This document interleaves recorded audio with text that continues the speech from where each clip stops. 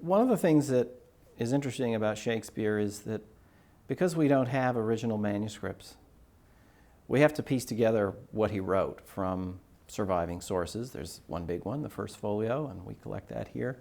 But there are other sources, like smaller format books called quartos. Whenever someone makes or assembles the text of a Shakespeare play, they're making hundreds, perhaps thousands of decisions about what to take and not to take. The text that's available online, the digital text of record for Shakespeare, has been something called the Globe edition, which was produced during the 19th century. It's an excellent edition, but it's a century old and we've learned a lot about Shakespeare in the interim. So one of my goals was to create a new digital text of record, to make it the number one, the Folger digital text, the Folger editions, which were produced here at our library, are the number one selling classroom edition of the plays in America.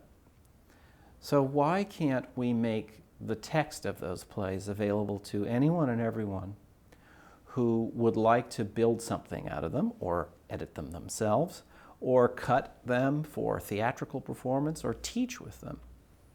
In fact, having the words of those plays in a digital form allows you to create an alternative to the card catalog. So yeah, if you have a PhD or an MA in the humanities, you know how to zip through our card catalog and find what you want. But if you don't, maybe you go to that place in the text and pass through to a digital image from our collection, or an interview with the director.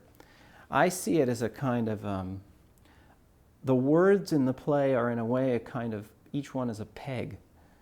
And what we've done with these texts is to release them in such a form that people can hang things on these pegs. So the Folger digital texts are encoded in such a way that there is a stable universal resource identifier for every word in each play. And as the Library of Record for Shakespeare, we're going to guarantee that those locations will live a long time. I think that's what we need to begin using these texts as another portal, another way of organizing information. There's some issues there. It's a commercial text. We sell it to high school students. It's cheap enough that many students buy it. It's a low-cost edition, and our job as a library is to serve the world and get people to read these plays. So we had to come up with an agreement with our publisher so that we could expose the texts themselves. And by expose, I'm using a library term, which means make available digitally to the world.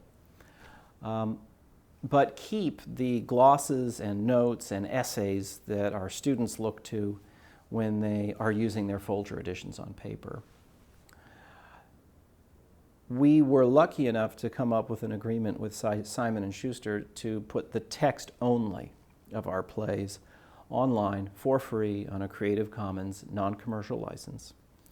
And we've done that for the top 10 Shakespeare plays, and I hope that we have the rest of them done within a year or 18 months. My view is that if we can make this freely available and provide the kind of landmarking on the text so that you can query this text, I mean, you can download the code to your laptop, but you can start querying it at the level of the word, we now have a perfect complement to the stability of the printed page.